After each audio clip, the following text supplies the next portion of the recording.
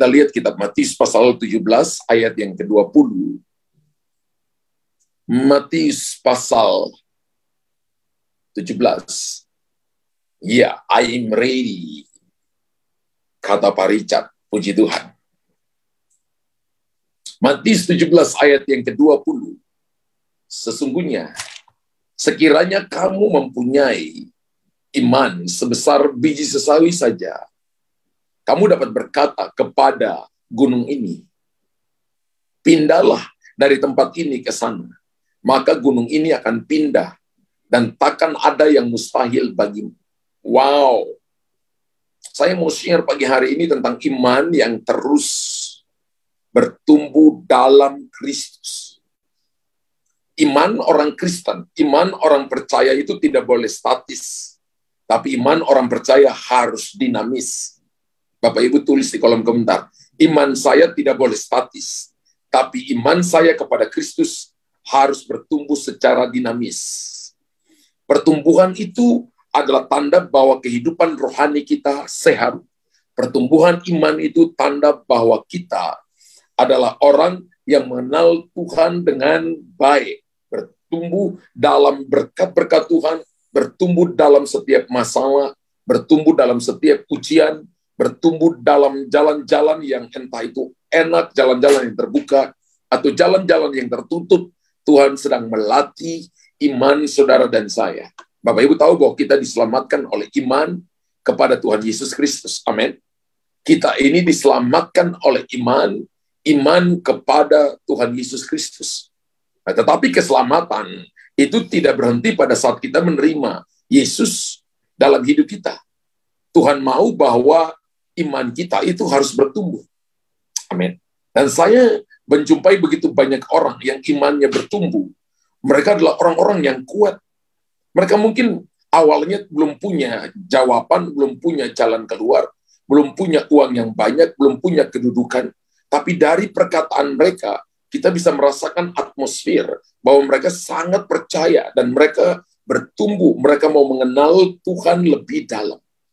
Orang-orang yang beriman, mereka nggak mudah kalah. Bahkan mungkin mereka jatuh, tapi mereka tidak kalah. Mungkin mereka jatuh, mungkin mereka gagal, tapi mereka tidak akan mungkin hancur. Mereka akan terus naik, mereka akan berjalan dari kekalahan-kekalahan, dan itu menjadi batu pijakan untuk mereka naik lebih tinggi. Itu tanda bahwa kita bertumbuh dalam iman. Dan Tuhan Yesus mengumpamakan iman kita itu seperti sebuah biji sesawi. Saya pernah ke Israel, dan beberapa kali pulang dan membawa biji sesawi. Dan biji itu paling kecil, saudara. Dan biji sesawi adalah biji yang paling kecil dari segala jenis biji. Tetapi herannya adalah, ketika dia tumbuh, dia menjadi pohon yang sangat besar. Wow. Ketika dia tumbuh, biji sesawi itu tumbuh, dia menjadi pohon yang sangat besar. Bisa Bapak Ibu lihat di Matius 13, ayat 31 sampai ayat 32. Yesus membentangkan sebuah perumpamaan lain lagi kepada mereka, katanya, hal kerajaan sorga itu seumpama biji sesawi yang diambil dan ditaburkan orang di ladangnya. Memang biji itu yang paling kecil dari segala jenis benih. Tetapi apabila sudah tumbuh, sesawi itu lebih besar daripada sayuran yang lain, bahkan menjadi pohon. Sehingga burung-burung di udara datang bersarang pada cabang-cabangnya. Bapak Ibu perhatikan Matius 13 ayat 31 dan 32. Bahwa iman kita mungkin mulai dari iman yang kecil, tapi Tuhan mau satu waktu kita harus menjadi pohon yang besar. Lalu Yesus mengumpamakan bahwa iman sebesar biji sesawi, ketika itu ditaburkan di ladang, ketika Bapak Ibu pakai itu, mempercayai Tuhan dengan hal yang kecil lebih dulu, maka lama-lama itu akan tumbuh. Benih itu akan tumbuh dan menjadi pohon yang besar. Dan iman kita harus selalu dipelihara. Karena benih itu dipelihara, tidak dibiarkan mati, tidak dibiarkan gosong, tidak dibuang dengan percuma. Tapi kita taruh pengharapan di sana. Kita isi dengan pengetahuan, kita isi dengan kebijakan, kita isi dengan ketekunan. Maka iman itu bertumbuh dan mengalami pertumbuhan yang akan menghasilkan buah berlipat kali ganda. Dan kita dapat mengalami kuasa Tuhan. Saya percaya orang beriman akan dipakai dengan tanda-tanda sign and wonders and deliverance. Karena bagi saya iman itu adalah mata uang dalam kerajaan Allah. Jadi kalau Bapak Ibu nggak punya iman, Bapak Ibu nggak dapat apapun. Kalau Bapak Ibu nggak percaya kepada Tuhan, Bapak Ibu nggak akan alami miracles. Bapak Ibu tidak akan melihat kemuliaan Tuhan. Bapak Ibu, hari-hari Bapak Ibu akan menjadi suram, akan menjadi gelap. Pintu akan tetap terbuka. Maksud saya, pintu akan tetap tertutup bagi kita. Dan kita tidak akan melihat pintu-pintu yang terbuka, jalan-jalan yang terbuka. Tapi sebaliknya ketika kita memelihara iman dan membiarkan iman itu tumbuh, maka kita akan melihat demonstrasi kuasa Allah. Pintu-pintu yang terbuka, jalan-jalan yang terbuka. Kita akan menjadi orang-orang yang kuat dan akan menjadi pemenang kehidupan. Orang akan belajar daripada saudara dan saya. Biarkan imanmu bertumbuh dengan cara yang pertama adalah berakar dalam Kristus. Iman yang terus bertumbuh itu adalah iman yang berakar dalam Kristus. Kolose 2 ayat 6 dan 7 berkata, kamu telah menerima Kristus Yesus Tuhan kita. Hendaklah kamu berakar di dalam Dia dan dibangun di atas Dia. Kalau kita sudah terima Yesus sebagai Tuhan dan Juru Selamat, menurut Roma pasal 10 ayat 9 dan 10, mengaku dengan mulut percaya dalam hati bahwa Yesus adalah Tuhan dan Juru Selamat, maka tidak cuma sampai di situ. Alkitab katakan, hendaklah kamu berakar di dalam Dia dan dibangun di atas Dia. Jadi kekristenan itu yang pertama, bukan penampilan luar lebih dulu. Kehidupan kekristenan yang pertama itu adalah berakar ke dalam, bertumbuh ke dalam lebih dulu. Orang Kristen yang kuat itu adalah orang Kristen yang bertumbuh ke dalam lebih dulu. Seperti akar pohon yang masuk ke dalam lebih dulu, menemukan sumber air lebih dulu, kemudian tunas kecil keluar. Ketika tunas kecil keluar, dia sudah siap menghadapi segala musim kehidupan. Kekristenan juga hal yang sama.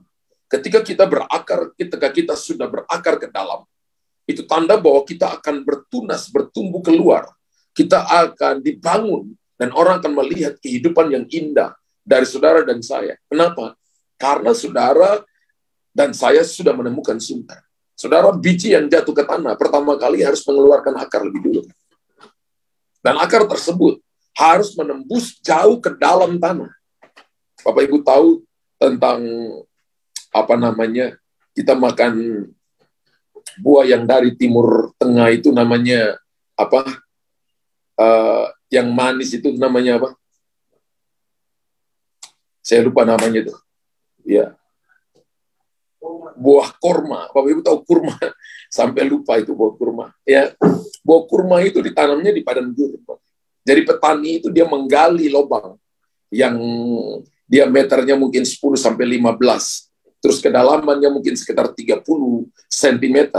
Lalu petani itu harus menaruh biji kurma ke dalam lubang yang dia gali. Setelah dia menaruh biji kurma itu, maka mulut lubang itu ditutupi dengan pasir, lalu kemudian ditaruh batu di atasnya. Kenapa ditaruh batu di atasnya? Karena kalau tidak ditaruh batu, maka ketika ada puting beliung atau angin di padang gurun, maka biji kurma itu akan terbawa kemana-mana. Batu di atasnya adalah menjaga supaya biji kurma itu tetap ada di dalam tanah itu. Dan ketika bijinya mulai mengering, kulitnya terkelupas, maka akarnya masuk menembus lapisan tanah mencium air. Akarnya masuk dalam sekali karena ini padang gurun. Dan ketika dia temukan air, maka tunas kecil keluar. Ketika tunas kecil keluar, maka batu yang menjadi penutupnya di atas itu langsung pecah. Lalu tunas itu menembus batu itu, dan dia siap untuk menghadapi pergantian musim. Dia tidak takut dengan padang gurun. Kalau Bapak Ibu dan saya berakar ke dalam, maka kita seperti kurma yang akan tumbuh ke atas karena akarnya sudah masuk ke dalam. Dan ketika diambil buahnya manis, dan kita akan bisa menikmatinya. Akar tersebut akan menyerap air, menyerap mineral dari tanah, dan menjadi makanan sehingga biji tersebut bertumbuh menjadi sebuah tumbuhan yang akan menghasilkan buah bagi banyak orang.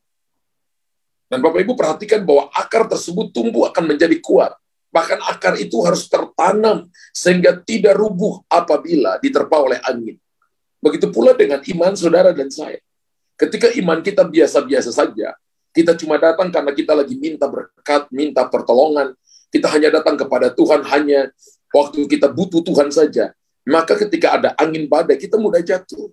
Tapi ketika kita bergaul dengan Tuhan di setiap musim kehidupan, dalam segala keadaan, entah diberkati, entah dalam keadaan krisis, entah pintu tertutup atau pintu terbuka, dalam keadaan aman atau tidak aman, dalam keadaan nyaman atau tidak nyaman, Bapak Ibu belajar mengenal Tuhan. Itu seperti akar yang masuk ke dalam. Karena tanpa berakar dalam Tuhan Yesus, kita tidak akan mengalami pertumbuhan iman. Bapak Ibu tulis di kolom komentar, tanpa berakar di dalam Tuhan Yesus, saya tidak akan mengalami pertumbuhan iman. Jadi pertumbuhan iman terjadi ketika kita berakar lebih dulu, masuk dalam saudara. Dan untuk menebus lapisan tanah, untuk mencari sumber air, saudara dan saya harus butuh panca indera, butuh ciuman rohani, penciuman rohani yang tajam. Dan ketika Anda ketemu akar itu, maka ketemu sumber itu, maka Anda melilitkan akarnya di situ, di sebuah batu, dan tiba di mana tunas kecil itu keluar untuk menghasilkan buah. Dan saya percaya supaya kita dapat berakar dan tertanam kuat dalam Tuhan, kita harus mengisi hati kita dengan firman Tuhan. Orang yang mau berakar ke dalam adalah dia belajar memiliki firman Tuhan, suka dengarkan khotbah, mencatat firman Allah. Anda berakar itu, Anda berakar ke dalam. Anda bukan cuma baca Alkitab 1-2 pasal, tapi Anda baca buku-buku rohani. Anda baca firman Tuhan yang dikirim yang temanmu kirim pada WhatsAppmu. Anda baca itu tanda bahwa Anda lapar, Anda haus, Anda berakar ke dalam. Amin. Dan saya percaya bahwa membaca firman Tuhan secara pribadi, mendengarkan melalui khotbah hamba-hamba Tuhan termasuk pagi hari ini, maka ketika Anda punya antusiasme, Anda punya antusias dalam kerinduan, dalam mengenal Tuhan, maka Anda itu seperti akar yang masuk ke dalam. Jangan hanya cukup menjadi Kristen biasa. Jangan hanya beribadah biasa-biasa. Jangan apalagi datang dengan ibadah, pakai acara ngantuk, datang dengan ibadah, dengan kita sibuk dengan yang lain dan tidak konsentrasi kepada firman Tuhan. Karena ketika Bapak Ibu sedang mencari Tuhan, Bapak Ibu harus cari dengan segenap hati. Itu seperti akar yang masuk ke dalam. Anda tidak menjadi orang Kristen biasa-biasa, tapi Anda mau pilih menjadi orang Kristen yang antusiasme. Antusiasme itu dari entheos. N itu dalam, Theo itu adalah Allah. Jadi Allah dalam kita. Jadi ketika Bapak Ibu berkata, aku antusias, maka Anda sedang tahu bahwa Tuhan dalam saudara dan saya. Amin. Bahasa Yunaninya adalah entheos. Tetapi saudara dan saya, mari baca firman Tuhan dengan sungguh-sungguh. Mari saudara dan saya berantusias dengan Tuhan. Karena itu modal yang sangat penting bagi kita untuk mengalami kemenangan dengan Tuhan. Orang-orang yang berakar ke dalam, mereka bukan orang yang kalah. Saya tidak berkata bahwa Bapak Ibu tidak alami masalah. Saya katakan bahwa Bapak Ibu akan alami persoalan. Tapi orang-orang yang antusias akan memberikan kekuatan kepada orang-orang yang lemah, sekalipun mereka juga dalam masalah. Jadi yang pertama, bahwa orang yang bertumbuh dalam iman adalah mereka berakar ke dalam. Yang kedua, mereka bertumbuh di dalam karakter. Mereka bertumbuh di dalam karakter. 1 Korintus 13. Ayat yang ke-11. 1 Korintus 13 ayat yang ke-11. Alkitab berkata, ketika aku kanak-kanak, aku berkata-kata seperti kanak-kanak. Aku berpikir seperti kanak-kanak. Sekarang sesudah aku menjadi dewasa, aku meninggalkan sifat kanak-kanak itu. Wow.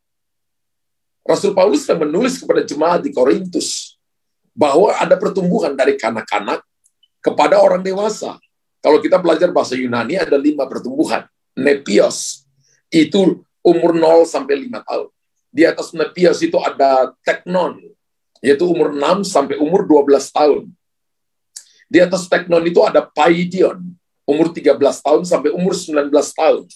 Di atas paidion itu ada huios, umur 20 tahun sampai umur kurang lebih 59 tahun, 54 tahun maksud saya, sorry.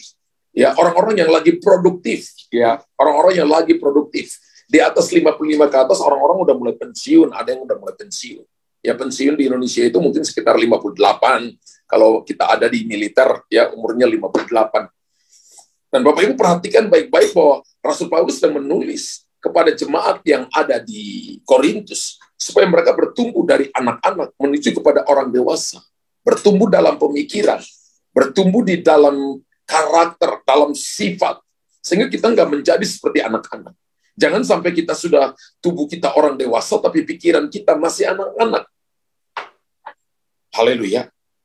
Tapi saudara dan saya harus memiliki pikiran Kristus. Alkitab berkata susu adalah untuk anak-anak, tapi makanan keras adalah untuk orang dewasa. Kita hanya jangan cuma mau menerima firman yang menyenangkan kita, tapi ketika firman disampaikan dan itu menegur kita, kita tidak mau mendengarkannya. Firman yang datang menegur kita, mengingatkan kita, itu adalah makanan keras. Dan Alkitab katakan bahwa orang yang bertumbuh dalam iman itu mau makan makanan keras. Orang makan makanan keras itu adalah karena panca inderanya itu sudah terlatih. Ya, anak-anak bayi itu minum hanya susu, makan makanan yang harus digiling karena giginya belum tumbuh. Dia belum bisa punya makanan dengan baik, maka dibantu oleh orang tuanya memberikan susu dan memberikan makanan yang sudah digiling.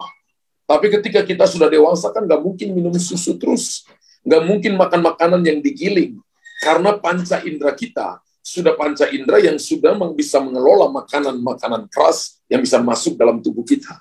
Dan untuk mengalami pertumbuhan iman, saya percaya juga kita harus menjadi orang dewasa yang dewasa dalam karakter. Bapak Ibu tulis, saya harus menjadi orang dewasa yang dewasa dalam karakter. Amin.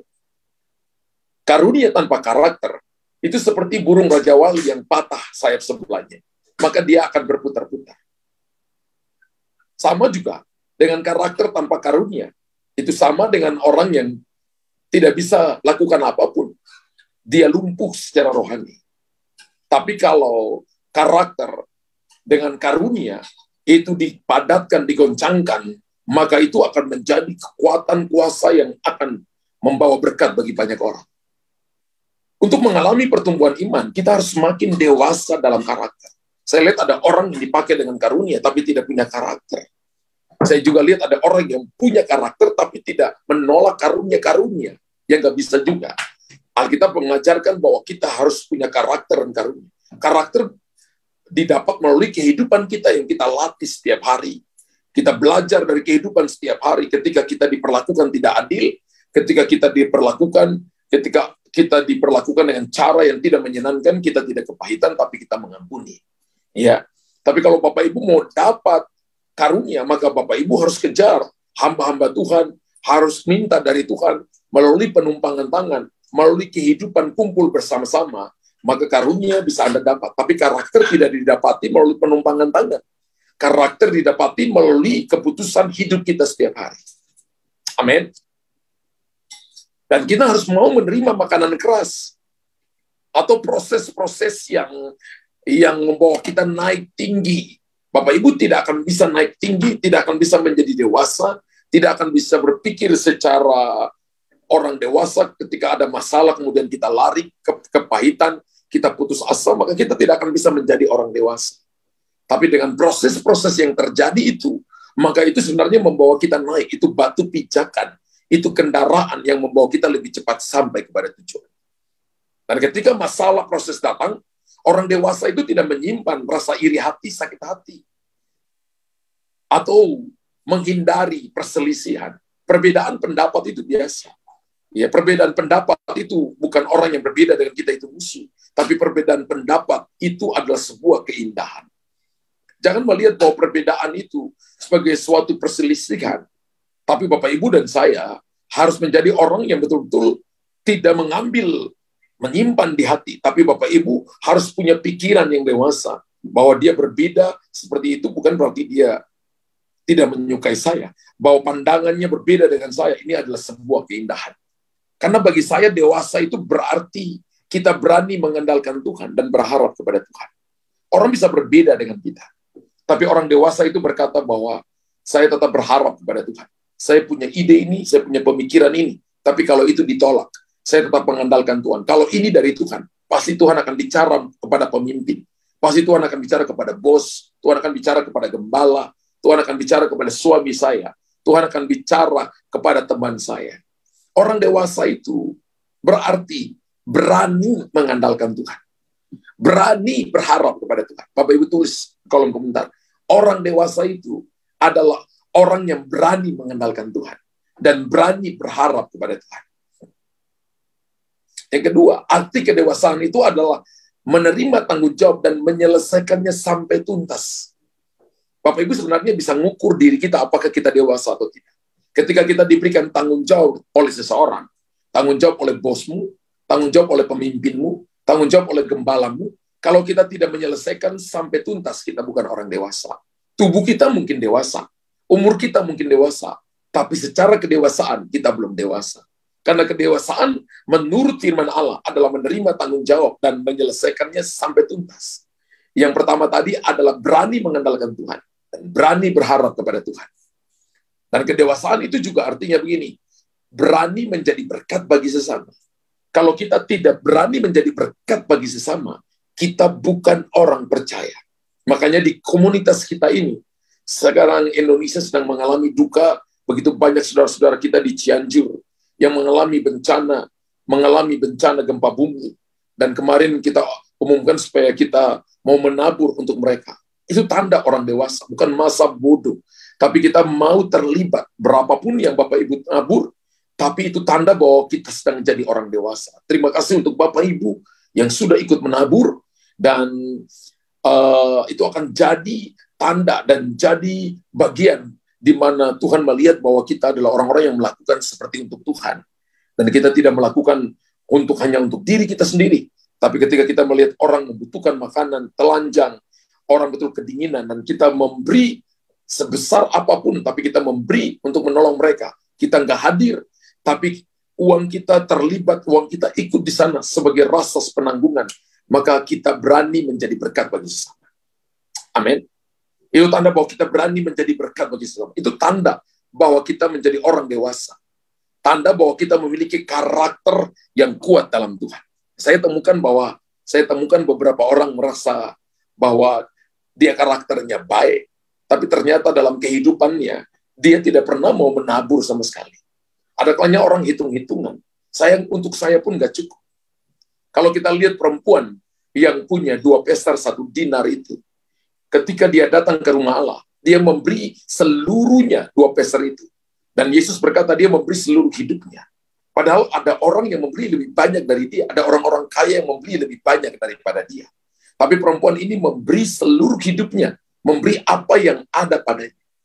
Ketika Bapak Ibu berani untuk menjadi berkat bagi orang lain, apalagi kalau itu kita lakukan untuk Tuhan, untuk perluasan kerajaannya, Bapak Ibu tidak akan kekurangan sesuatu apa. Tuhan melihat bahwa kita bisa dipercaya. Karena hal-hal besar, hal-hal ajaib tidak dipercayakan kepada anak-anak, tapi dipercayakan kepada orang-orang yang dewasa. Haleluya. Yang pertama, Anda harus berakar dalam Tuhan. Yang kedua, bahwa kita harus memiliki karakter yang dewasa dalam Tuhan. Bertumbuh dalam karakter. Dan yang ketiga, harus berbuah. Kalau sudah berakar, kalau sudah bertumbuh dalam karakter, maka yang ketiga adalah berbuah. Yohanes 15 ayat yang ke-8.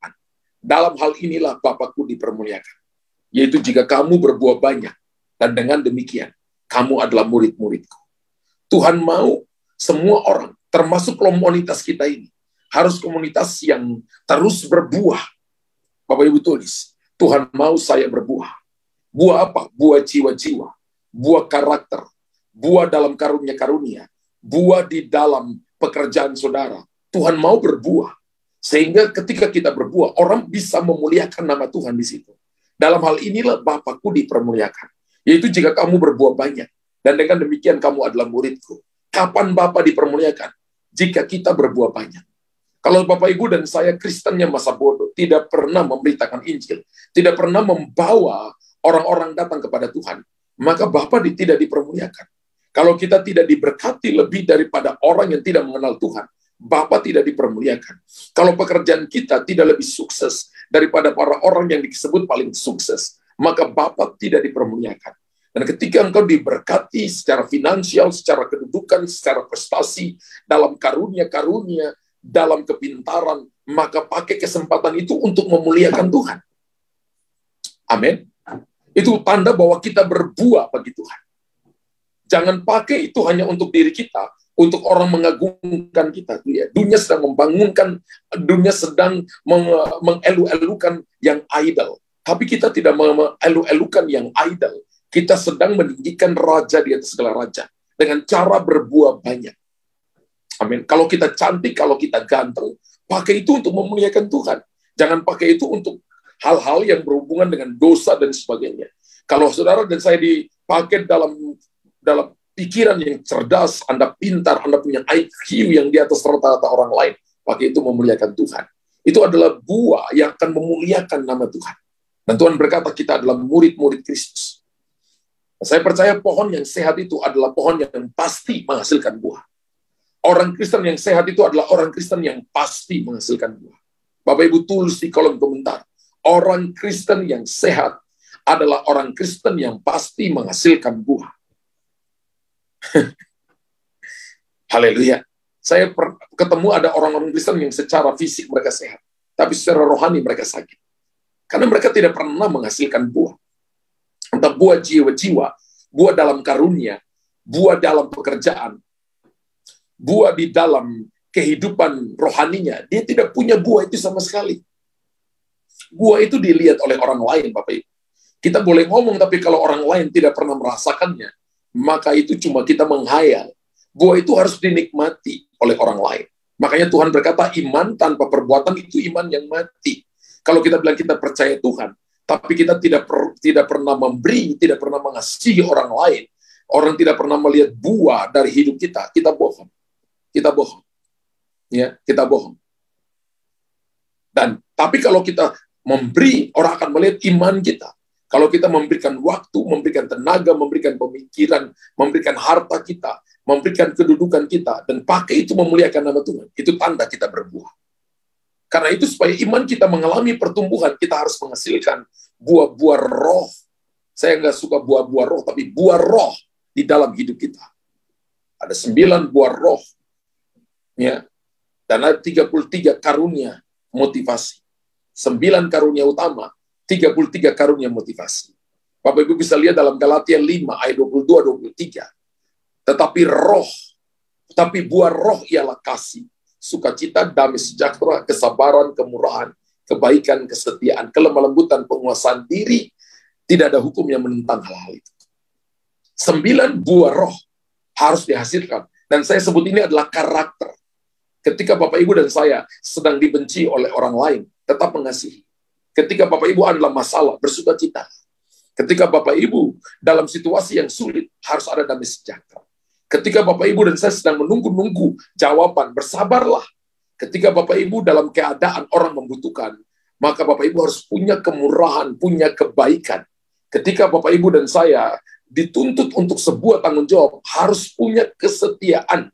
Dan Bapak Ibu punya kesempatan untuk membalas orang lain. Tapi Tuhan mau kita punya kelemah lembutan. Dan punya yang namanya penguasaan diri. Saya percaya bahwa karena imanlah, kita belajar Alkitab, Abraham dan Sarah mempunyai anak di usia lanjut. Karena imanlah, tembok Yerikho runtuh setelah 7 hari lamanya. Dikelilingi oleh Yosua. Dan selama 13 kali mereka mengelilingi tembok Yerikho. Dan tembok itu roboh. Tidak ada pekerjaan, tidak ada perkara yang dilakukan oleh Yosua di situ. Yosua hanya melakukan dengan taat karena percaya kepada Tuhan. Maka tembok Yerikho yang tingginya 14 meter, yang tebalnya 6 meter, itu roboh, saudara. Karena iman, Henok mengalami pengangkatan. Rapture pertama itu Henok. Karena iman. Maka Musa membelah laut Teberau, laut merah itu dibelah. Karena mereka percaya kepada Tuhan. Karena mereka berakar ke dalam. Dan mereka bertumbuh secara karakter. Sehingga mereka berbuah. Orang bisa melihat mujizat. Orang bisa melihat tanda-tanda heran. Tidak ada yang mustahil bagi orang-orang yang percaya. Dan juga tidak ada yang mustahil bagi Tuhan. Karena iman.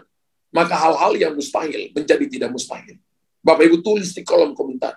Karena imanku, hal-hal yang mustahil menjadi tidak mustahil bagiku. Tulis di kolom komentar, Bapak Ibu. Karena imanku, hal-hal yang mustahil menjadi tidak mustahil bagiku. Wow. Karena itu mari Bapak Ibu bertumbuhlah dalam iman. Melalui 3 poin di atas, yaitu berakar dalam Kristus, bertumbuh dalam karakter Kristus, dan berbuah bagi kemuliaan dan hormat bagi nama Tuhan. Berapa banyak Bapak Ibu yang diberkati di pagi hari ini? Mari tulis di kolom komentar, saya sungguh amat diberkati oleh Tuhan.